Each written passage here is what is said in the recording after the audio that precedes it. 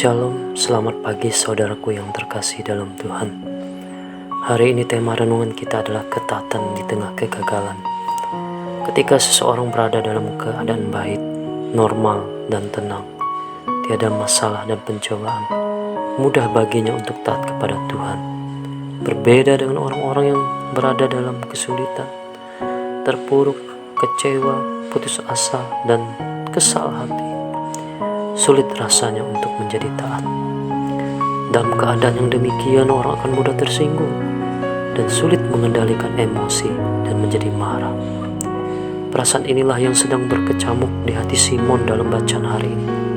Ia dalam keadaan lelah yang luar biasa, kecewa dan putus asa karena sepanjang malam bekerja keras di tengah laut, tapi tak seekor pun ikan diperoleh. Tuhan Yesus tahu apa yang dialami Simon. Lalu ia naik ke dalam salah satu perahu itu, yaitu perahu Simon, dan menyuruh dia supaya menolakkan perahunya sedikit jauh dari pantai. Bertolaklah ke tempat yang dalam dan tebarkanlah jalamu untuk menangkap ikan. Lukas 5 ayat 3a dan 4. Namun inilah reaksi Simon ketika diperintahkan oleh Tuhan Yesus untuk bertolak ke tempat yang dalam dan menebarkan jala lagi. Guru, telah sepanjang malam kami bekerja keras dan kami tidak menangkap apa-apa.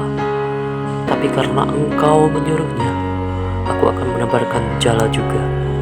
Lukas 5 ayat 5. Sesungguhnya hati Simon sangat kesal, sebab dia telah bekerja keras sepanjang malam tanpa hasil. Tetapi tiba-tiba ia harus memenuhi keinginan Tuhan Yesus yang dirasa sangat tidak masuk akal. Bukankah Simon adalah seorang nelayan yang ulung? Pastilah dia sudah paham betul medannya dan kapan saat yang tepat untuk menjala ikan. Belum lagi ia harus mendengarkan Tuhan Yesus mengajar firman Tuhan di atas perahunya.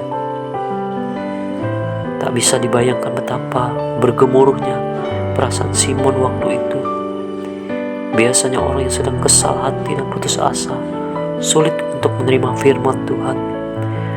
Tapi Simon mencoba untuk melakukan apa yang diperintahkan Tuhan Yesus kepadanya. Karena Engkau menyuruhnya, aku akan menebarkan jala juga. Ketaatan Simon tidak pernah sia-sia. Secara manusia itu tidak mungkin, tapi bagi Tuhan tidak ada yang perkara yang mustahil.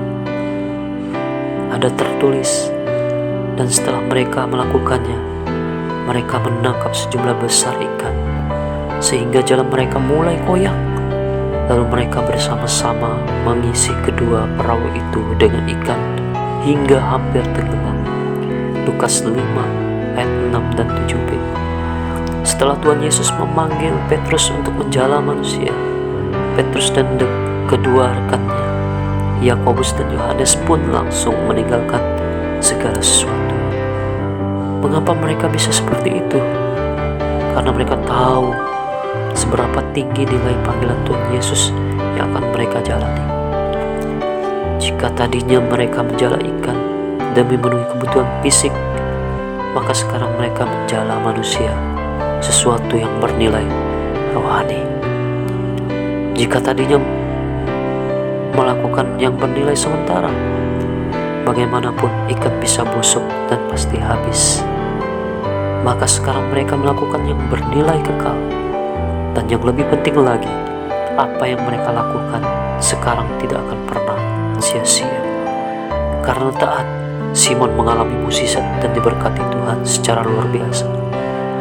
Marilah kita belajar dari Petrus yang patuh terhadap apapun yang diarahkan atau diperintahkan oleh Tuhan Yesus, walaupun terlihat tidak masuk akal. Hal inilah yang tidak mampu dilakukan oleh manusia. Tuhanlah yang memiliki pelayanan, sehingga dialah yang berhak menentukan arah pelayanan, dan hanya dialah yang mampu menjadikan pelayanan kita berbuah. Amin. Tuhan Yesus memberkati.